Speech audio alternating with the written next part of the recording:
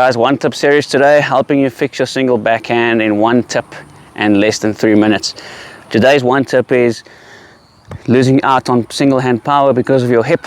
Okay, if you watch all the pros, the biomechanics, the hips are involved when they're coming through.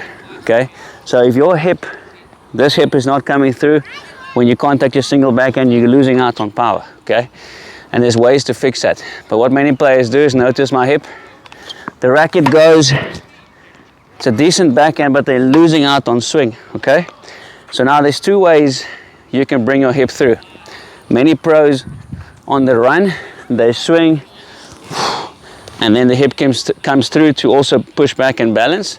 Or when the ball comes more straight to you, you don't always have to bring that leg through, although you can, but you can also keep your balance and the hip comes through, but the foot stays behind you. Okay, boom, but the hip must come through. So let me show you the one with the step. So instead of staying stuck, the leg comes through. I personally like this one when I'm looking for power. Okay, or you can simply bring the hip through and the back foot stays behind you. Federer does this sometimes. So there, back foot stays behind you, but the hip still comes through. Let me show you one more time.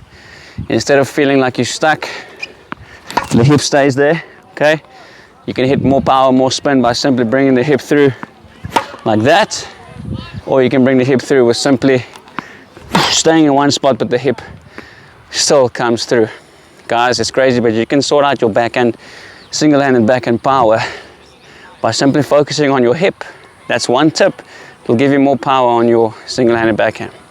Thank you for helping me by subscribing, and thank you for your support.